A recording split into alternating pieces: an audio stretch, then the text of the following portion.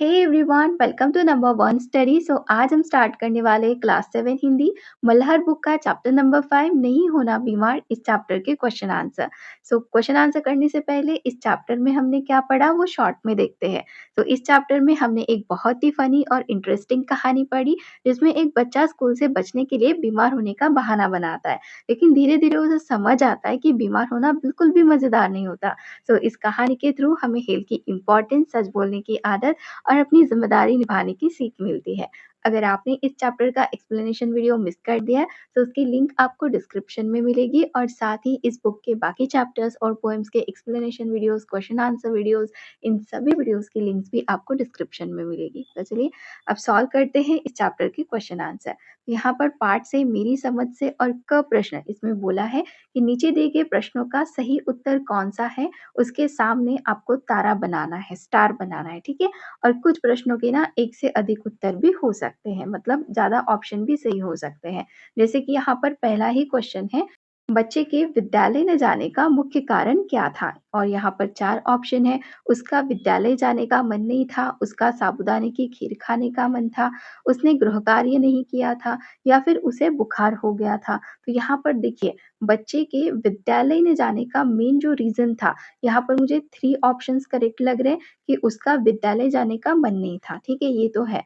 और दूसरा देखिए, उसका साबूदाने की खीर खाने का मन था, क्योंकि उसे पता था ना कि जो बीमार होते हैं उनको साबूदाने की खीर मिलती है, तो उसका साबूदाने की खीर खाने का भी मन था।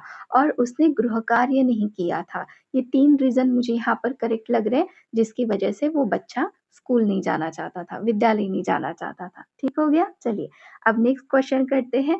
कहानी के अंत में बच्चे ने कहा, इसके बाद स्कूल से छुट्टी मारने के लिए मैंने बीमारी का बहाना कभी नहीं बनाया। बच्चे ने यह निर्णय लिया क्योंकि, अब देखिए बच्चा क्या कहता है एंड में, ठीक है, स्टोरी के एंड में कहता है कि इसके बाद स्कूल से छुट्टी मारने के लिए मैंने बीमारी का कभी बहाना ही नहीं बनाया। तो ये जो निर्णय है, ये बच्चे ने क्यों लिया? यहाँ पर 4 ऑप्शंस है। घर में रहने के बजाय विद्यालय जाना अधिक रोचक है, या फिर बीमारी का बहाना बनाने से साबूदाने की खीर नहीं मिलती, या फिर झूठ बोलने से झूठ के खुलने का डर हमेशा बना रहता है, या इस बहाने के कारण उसे दिन भर अकेले और भूखे रहना पड़ा। तो यहाँ पर करेक्ट ऑप्शन कौन से हैं? घर में रहने के बजाय विद्यालय जाना अधिक रोचक है, और इस बहाने के कारण उसे दिन भर अकेले और भूखे रहना पड़ा था। इसलिए इस कहानी के अंत में बच्चा कहता है कि स्कूल से छुट्टी मारने के लिए उसने कभी भी बीमारी का बहाना नहीं बनाया था। ठीक, चलिए अब नेक्स्ट करते हैं। लेटे लेटे पीठ दुखने लगी, इस बात से बच्चे के बारे में क्या पता चलता है?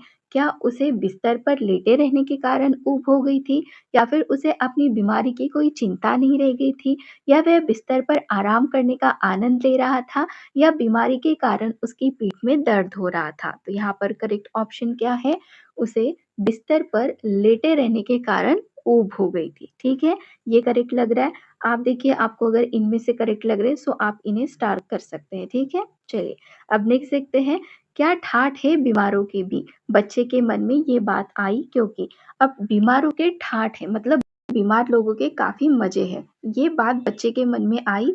अब क्यों आई? यहाँ पर फर्स्ट ऑप्शन है, बीमार व्यक्ति को बहुत आराम करने को मिलता है इसलिए, या फिर बीमार व्यक्ति को अच्छे खाने का आनंद मिलता है, या फिर बीमार व्यक्ति को विद्यालय नहीं जाना पड़ता है, या फोर्थ ऑप्शन, बीमार व्यक्ति अस्पताल में शांति से लेटा रहता है। तो इसका करेक्ट ऑप्शन क्या है?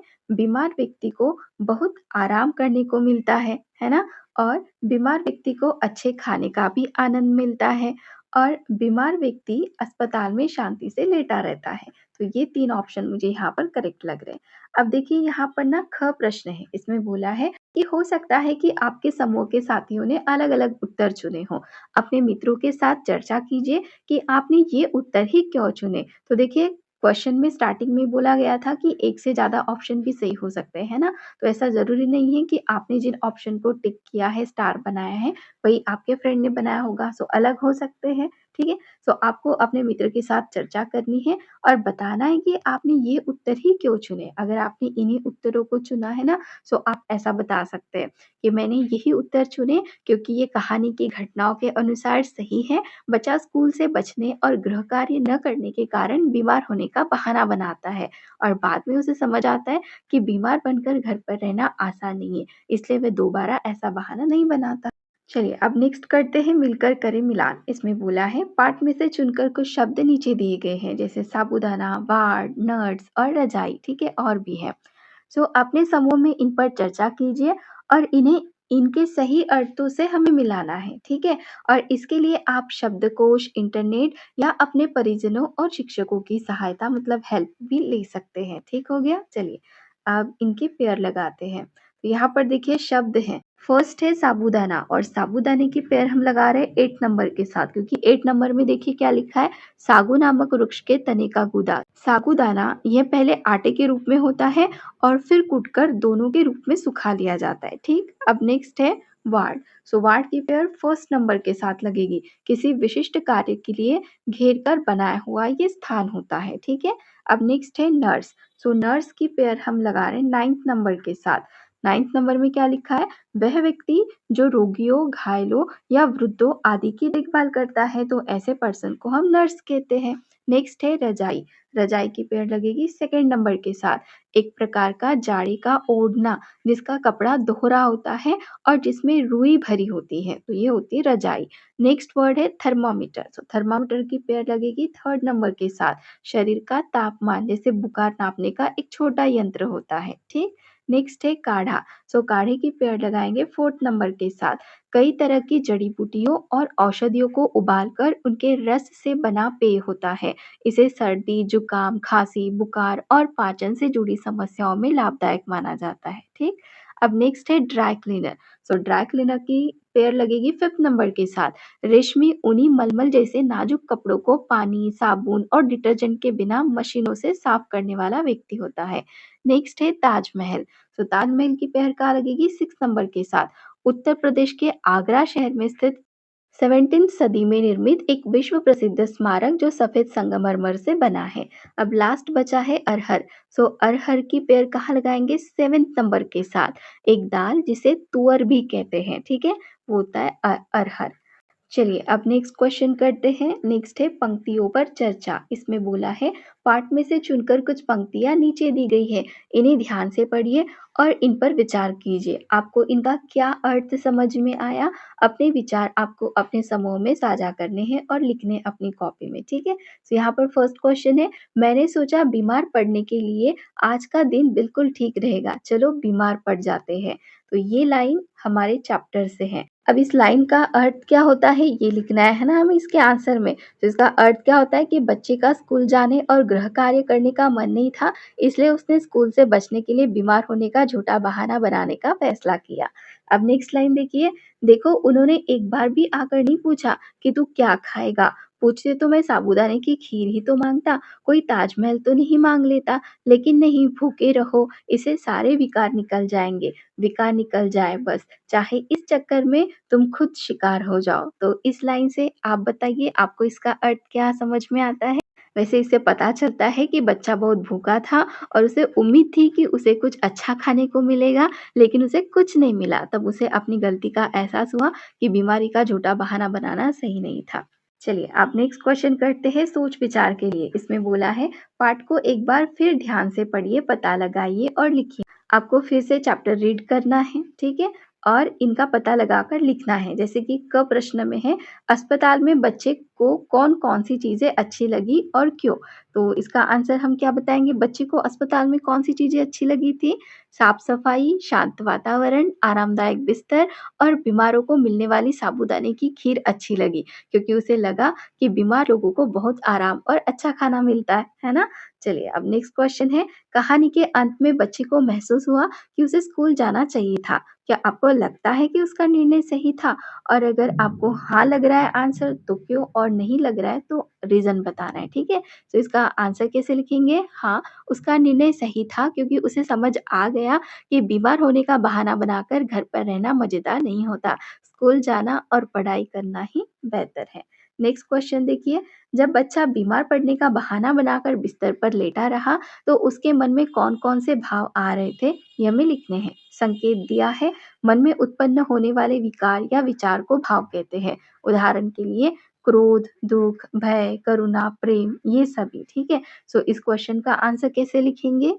कौन-कौन से भाव आए थे उसके मन में? बच्चे के मन में आलस्य, उत्साह, ऊब, भूख, पछतावा, गुस्सा और निराशा ऐसे भाव आए थे, ठीक है? चलिए नेक्स्ट क्वेश्चन करते हैं। कहानी में बच्चे ने सोचा था कि ठाठ से साफ-सुथरे बिस्तर पर लेटे रहो और साबूदाने की खीर खाते रहो। आपको क्या लगता है, असल में बीमार हो जाने और इस बच्चे की सोच में कौन-कौन सी समानताएँ और अंतर होंगे, ये बताना है। इसमें भी संकेत दिया है। आप अपने अनुभव के आधार पर इस प्रश्न पर विचार कर सकते हैं कि कहानी वाले बच्चे की कल्पना वास्तविकता से कितनी अलग है, ठीक है? तो इसका आंसर कैसे लिखेंगे? बच्चे को लगा था कि बीमार होने पर आराम और स्वादिष्ट खाना मिलेगा, लेकिन वास्तव में उसे भूखा रहना पड़ा, दवा खानी पड़ी और पूरे दिन बिस्तर पर पड़े रहना पड़ा। इससे उसे अपनी गलती का एहसास हुआ। नेक्स्ट क्वेश्चन करते हैं। नानी जी और नाना जी ने बच्चे को बीमारी की दवा दी और उसे आराम करने को कहा। बच्चे को खाना नहीं दिया गया। क्या आपको लगता है कि उन्होंने सही किया? आपको ऐसा क्यों लगता है? ये भी बताना है, ठीक है? तो इसका आंसर क्या लिखेंगे?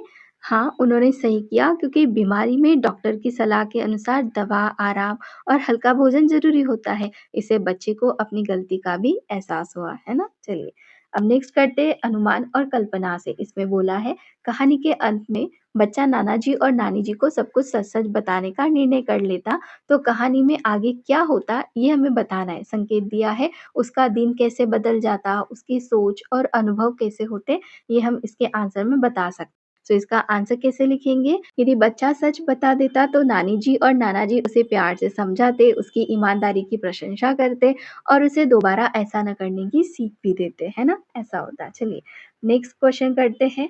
कहानी में बच्चे की नानी जी के स्थान पर आप हैं, जो नानी जी हैं वो आप हैं। आप सारे नाटक को समझ गए हैं लेकिन चाहते हैं कि बच्चा सारी बात आपको स्वयं बता दे।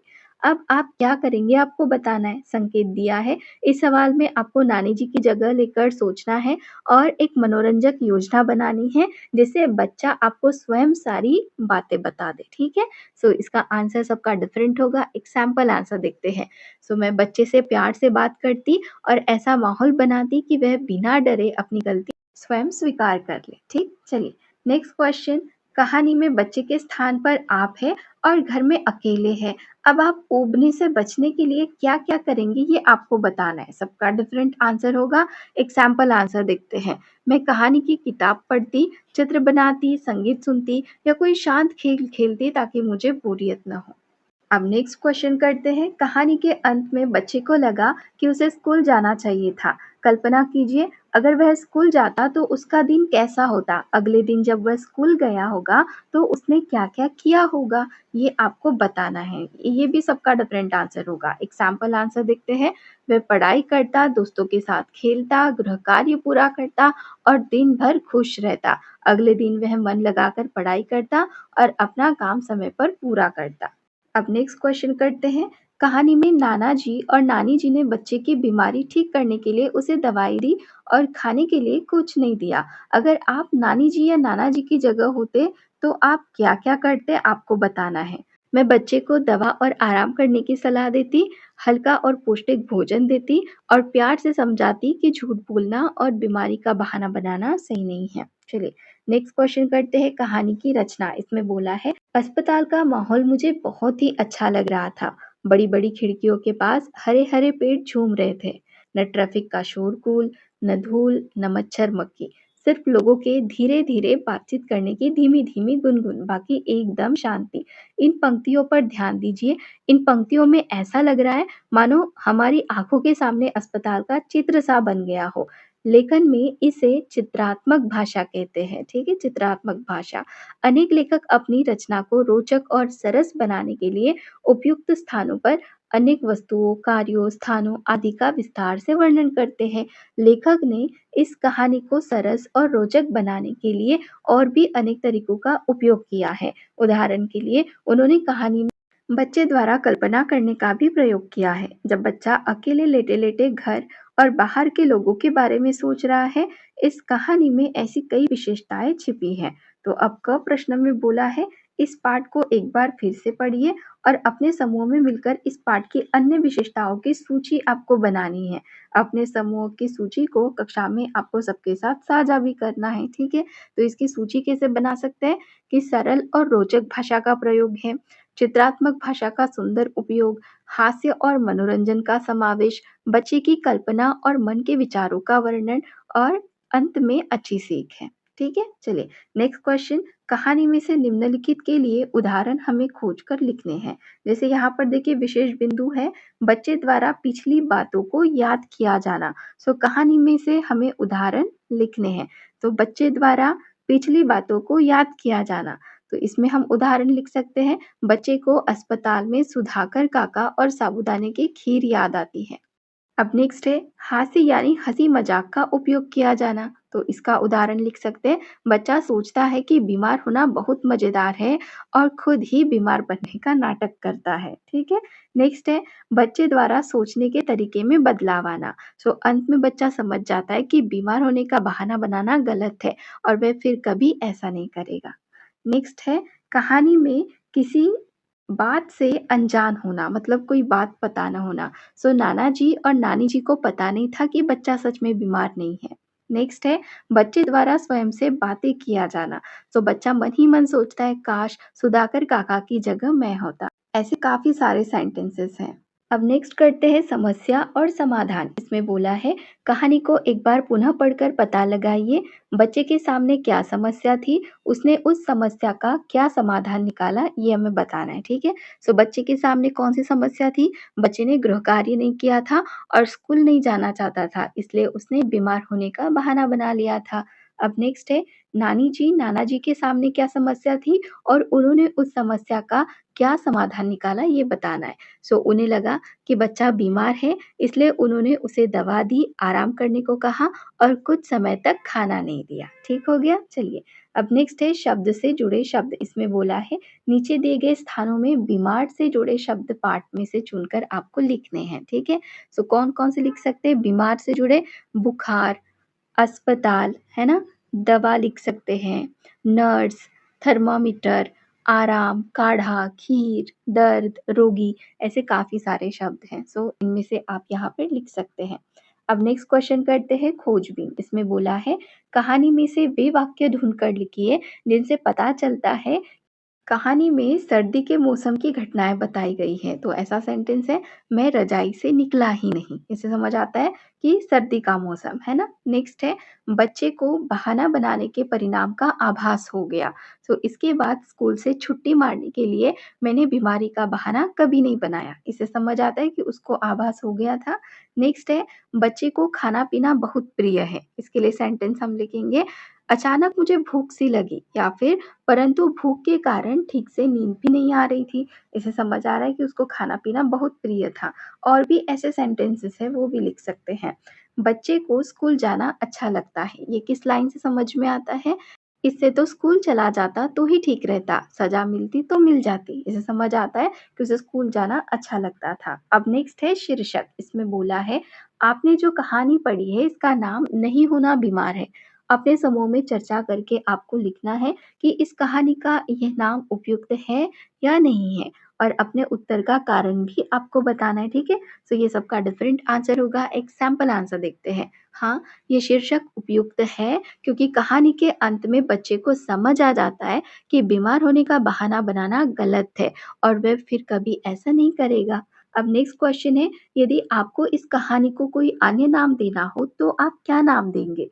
आपने यह नाम क्यों सोचा, ये भी आपको बताना है। ठीक है? तो ये भी सबका डिफरेंट आंसर होगा। एक सैंपल आंसर देखते हैं। दूसरा शीर्षक हम दे सकते हैं बीमारी का बहाना। कारण क्या लिखेंगे? क्योंकि पूरी कहानी बच्चे द्वारा बीमारी का बहाना बनाने और उससे मिली सीख पर आधारित है, इसीलिए बीमारी का बहाना। ठीक है? अब यहाँ पर देखिए अभिनय, ये आपको ना करके दिखाना है। कहानी में से चुनकर कुछ संवाद नीचे दिए गए हैं, आपको इन्हें अभिनय के साथ बोलकर दिखाना है। प्रत्येक समूह से बारी-बारी बारी-बारी से छात्र या छात्राएँ कक्षा में सामने आएँगे और एक संवाद अभिनय के साथ बोलकर दिखाएँगे। जैसे यहाँ पर है, बुखार आ गया, मैंने करहाते हुए कहा, तो आपको करहाते हुए कहना है, ठीक है? बुखार आ गया, ऐसे। नेक्स्ट है, आपको पता नहीं चल रहा, थर्मामीटर लगाकर देखिए, मैंने कहा। तो यहाँ पर बीमार बनने का नाटक करते हुए कहना पड़ेगा। नेक्स्ट है, मेरे सिर में दर्द हो रहा है, पेट भी दुख रहा है और मुझे बुखार भी है। तो ये सेंटेंस ना आपको ऐसे कमज़ोर आवाज़ में कहना पड़ेगा। नेक्स्ट है, नाना जी आए, बोले, अब कैसा है सिर दर्द? तो यहाँ पर चिंतित होकर नाना जी को पूछना होगा, ठीक है? जो भी नाना जी बनेंगे कि अब कैसा है सिर दर्द? नेक्स्ट है, फिर नाना जी बोले, आज इसे कुछ खाने को मत देना, आराम करने दो, शाम को देखेंगे। तो यहाँ पर गंभीर और प्यार से नाना जी की तरह आपको बोलना पड़ेगा। अब नेक्स्ट है, चेहरों पर मुस्कान, मुँह में पानी। इसमें बोला है, इस कहानी में अनेक रोचक घटनाएँ हैं जिन्हें पढ़कर चेहरे पर मुस्कान आ जाती है। इस कहानी में किन बातों को पढ़कर आपके चेहरे पर भी मुस्कान आ गई थी, उन्हें रेखांकित कीजिए। तो आपको क्या करना है, लेसन रीड करना है और जिन लाइन को पढ़कर आपको हँसी आती है ना, आप उन्हें अंडरलाइन करेंगे। ठीक? चलिए, अब नेक्स्ट है, इस कहानी में किन वाक्यों को पढ़कर आपके मुँह में पानी आ गया था, उन्हें रेखांकित कीजिए। तो फिर आप फिर से चैप्टर रीड करेंगे और जिन लाइन को पढ़कर आपके मुँह में पानी आता है। अच्छा, मुँह में पानी कब आता है? जब कोई खाने की अच्छी डिलीशियस डिश है ना सामने दिखती है तब। तो जब आप वो लाइन रीड करेंगे, तो तब आपके मुँह में जिस लाइन को रीड करके पानी आएगा, आप उस लाइन को अंडरलाइन करेंगे। ठीक हो गया? चलिए, अब नेक्स्ट करते हैं लेखन के अनोखे तरीके। इसमें बोला है, मैं बिना आवाज़ किए दरवाजे तक गया और ऐसे झाँक कर देखने लगा जिससे किसी को पता न चले कि मैं बिस्तर से उठ गया हूँ। इस बात को कहानी में इस प्रकार विशेष रूप से लिखा गया है, दबे पाँव दरवाजे तक गया और चुपके से झाँक कर देखा। इस कहानी में अनेक स्थानों पर वाक्यों को विशेष ढंग से लिखा गया है। साधारण बातों को कुछ अलग तरीके से लिखने से लेखन की सुंदरता बढ़ सकती है। नीचे कुछ वाक्य दिए गए हैं, कहानी में ढूंढिए कि इन बातों को कैसे लिखा गया है। तो इसमें क्या बोला है कि मैं बिना आवाज़ के दरवाजे तक गया और ऐसे झाँक कर देखने लगा, जैसे किसी को पता न चले कि मैं बिस्तर से उठ गया हूँ। तो इस बात को कहानी में विशेष रूप से लिखा गया है, जैसे दबे पाँव दरवाजे तक गया और चुपके से झाँक कर देखा। तो अब हमें क्या कहा गया है कि यहाँ पर कुछ वाक्य दिए गए हैं, ठीक है? सो कहानी में हमें ढूँढना है कि इन बातों को कैसे लिखा गया है। जैसे कि फर्स्ट है, ऐसा लगा मानो हमें देखकर सुधाकर काका खुश हो गए। तो कहानी में कैसे लिखा है? हमें देखकर सुधाकर काका जैसे खुश हो गए, ठीक है? नेक्स्ट है, खिड़कियाँ बहुत बड़ी थी और उनके बाहर हरे पेड़ हवा से हिल रहे थे। तो कहानी में वाक्य है, बड़ी-बड़ी खिड़कियों के पास हरे-हरे पेड़ झूम रहे थे। नेक्स्ट है, वहाँ केवल लोगों के फुसफुसाने की आवाज़ें आ रही थी। तो कहानी में सेंटेंस है, सिर्फ लोगों के धीरे-धीरे बात करने की धीमी-धीमी गुनगुन। नेक्स्ट है, फुसफुसाने की आवाज़ के सिवा वहाँ कोई आवाज़ नहीं थी। तो वहाँ पर सेंटेंस था, बाकी एकदम शांति। नेक्स्ट है, बीमार लोगों के बहुत मज़े होते हैं। तो लेसन में है, क्या ठाठ है बीमारों की भी। नेक्स्ट है, मैं झूठ-मूठ बीमार पड़ जाता हूँ। तो लेसन में कौन सी लाइन है? मैंने सोचा बीमार पड़ने के लिए आज का दिन बिल्कुल ठीक रहेगा। चलो बीमार पड़ जाते हैं। ठीक हो गया? चलिए, अब नेक्स्ट करते हैं विराम चिन्ह। इसमें बोला है, देखे नाना जी ने रजाई हटाकर मेरा माथा छुआ, पेट देखा और नब्ज देखने लगे। इस बीच नानी जी भी आ गई। क्या हुआ? नानी जी ने पूछा। तो ये हमारे लेसन से सेंटेंस लिया गया है। अब आगे बोला है, पिछले पृष्ठ पर दिए गए वाक्यों को ध्यान से देखिए। इन वाक्यों में आपको कुछ शब्दों से पहले या बाद में कुछ चिन्ह दिखाई दे रहे हैं। इन्हें विराम चिन्ह कहते हैं, ठीक है? सो अपने समूह के साथ मिलकर नीचे दिए गए विराम चिन्ह को कहानी में आपको ढूंढना है। ध्यानपूर्वक देखकर समझिए कि इनका प्रयोग वाक्य में कहाँ-कहाँ किया जाता है। आपने जो पता किया उसे आपको नीचे लिखना है। तो यहाँ पर देखिए विराम चिन्ह, इसमें फर्स्ट है पूर्ण विराम, ठीक है? सो पूर्ण विराम का यूज़ कहाँ होता है? वाक्य के अंत में होता है। नेक्स्ट है अल्प विराम। अल्प विराम का यूज़ होता है वाक्य में थोड़े समय के ठहराव या शब्दों को अलग करने के लिए। नेक्स्ट है प्रश्नवाचक चिन्ह। प्रश्नवाचक प्रश्न पूछने वाले वाक्य के अंत में लगता है। और विस्मयादिबोधक चिन्ह, ये आश्चर्य, खुशी, दुःख या अन्य भाव प्रकट करने के लिए लगता है। नेक्स्ट है उद्धरण चिन्ह। सो किसी के कहे हुए जो शब्द होते हैं ना या संवाद होता है, वो लिखने के लिए उद्धरण चिन्ह का यूज़ करते हैं। आवश्यकता हो तो इस प्रश्न का उत्तर पता करने के लिए आप अपने परिजनों, शिक्षकों, पुस्तकालय या इंटरनेट की सहायता ले सकते हैं। अब नेक्स्ट है, कैसी होगी गली? मुझे बड़ी तेज इच्छा हुई कि इसी समय बाहर निकलकर दिन की रोशनी में अपनी गली की चहल-पहल देखूं। आपने कहानी में बच्चे के घर के साथ वाली गली के बारे में बहुत सी बातें पढ़ी हैं, है ना? सो उन बातों और अपनी कल्पना के आधार पर उस गली का चित्र आपको बनाना है। तो लेसन में हमने जिस गली के बारे में पढ़ा, सुना, तो वो याद करके आपको चित्र बनाना है। तो देखिए, कुछ इस टाइप का चित्र आप बना सकते हैं गली का, है ना? जहाँ पर बच्चे खेल रहे हैं, शॉप है ना? तो ये सारी चीज़ें आप अपने पिक्चर में दिखा सकते हैं। अब नेक्स्ट है पार्ट से आगे। अब यहाँ से जितने भी क्वेश्चंस बचे हैं ना, ये नेक्स्ट वीडियो में डेफ़िनेटली कवर हो जाएँगे। सो आपको ये वीडियो कैसी लगी कमेंट में ज़रूर बताना। अच्छी लगी तो लाइक करना, अपने फ्रेंड्स के साथ शेयर करना और चैनल को सब्सक्राइब ज़रूर करना। Thank you.